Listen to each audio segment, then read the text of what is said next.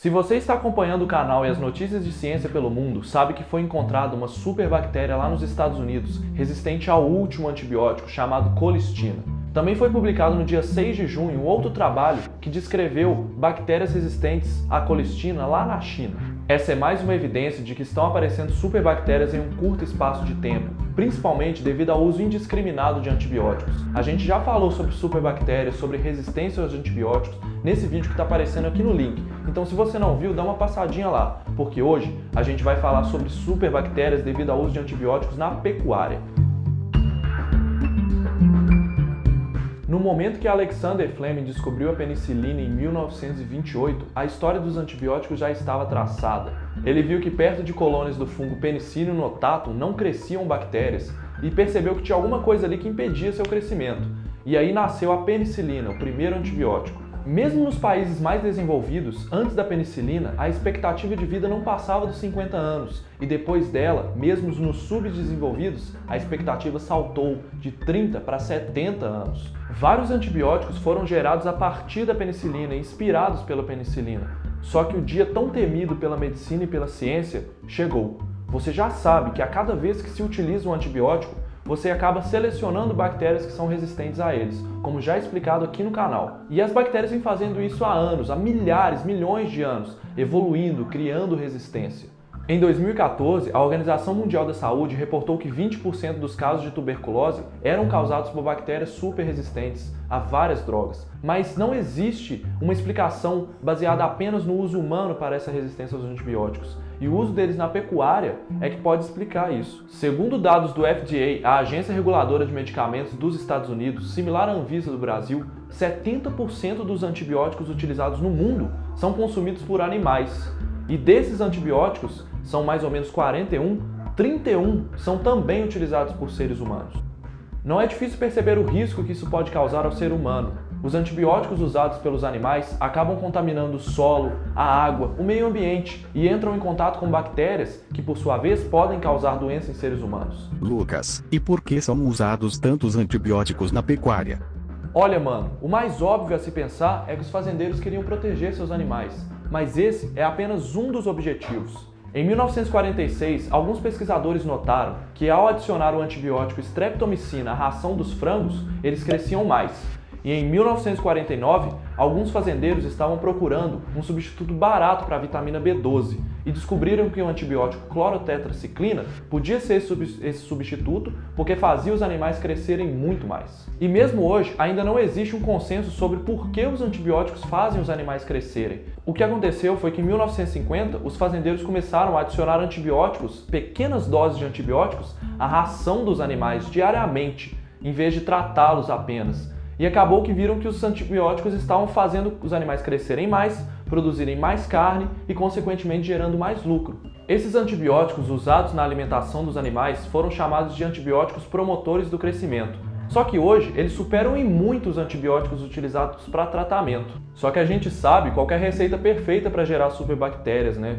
Pequenas doses dos antibióticos acabam selecionando superbactérias. Diversos estudos têm demonstrado que o uso de antibióticos promotores do crescimento acaba causando resistência nas bactérias. Só que ainda há muita controvérsia nessa história. Uma equipe montada pelo ministro da Saúde britânico analisou 129 artigos e desses 129, 114 eram a favor da proibição do uso de antibióticos e 15 eram contra essa proibição. Só que desses 15, muitos eram financiados por empresas farmacêuticas e empresas frigoríficas. E aí, no que acreditar?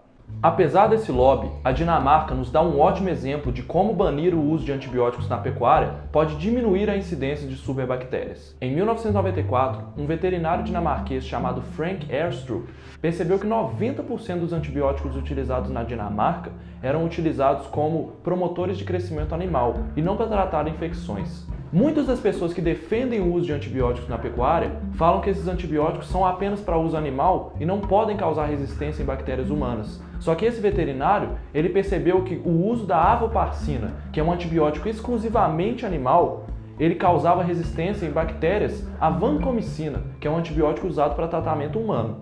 Sabe como que ele descobriu isso? Ele percebeu em seu estudo que 80% dos frangos de fazendas que usavam avoparcina tinham bactérias resistentes à vancomicina na carne, enquanto nenhum frango de fazendas que não utilizavam a ovoparcina tinham essas bactérias.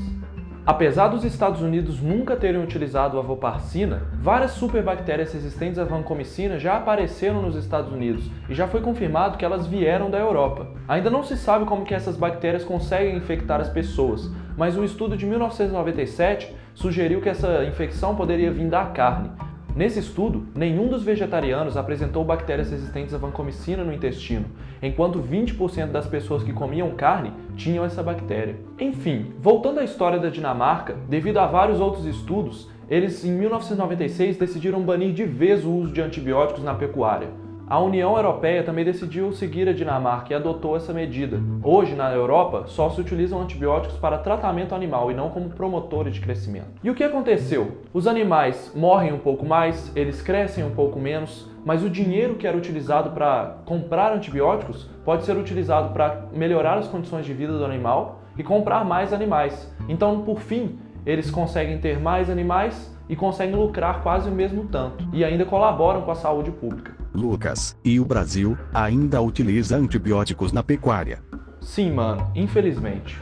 O Brasil segue uma linha bem parecida com a dos Estados Unidos no que diz respeito ao uso de antibióticos na pecuária. Ele regula fortemente isso. Ele dita quais antibióticos podem ser utilizados, em qual quantidade, como devem ser administrados. E os defensores do uso de antibióticos na pecuária sempre dizem que os antibióticos são para uso exclusivo animal, que eles não chegam em quantidade suficiente no ambiente para causar resistência em bactérias, que as bactérias super resistentes nos animais, elas não contaminam o ser humano, a não ser que a carne seja mal cozida, por exemplo.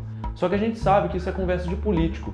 Existem muitas maneiras dessas bactérias alcançarem o ser humano. Uma delas, a gente já explicou no primeiro vídeo sobre superbactérias, que as bactérias superresistentes não necessariamente precisam chegar no ser humano. Elas conseguem transmitir essa resistência para bactérias que não são resistentes, por meio da transferência do plasmídio.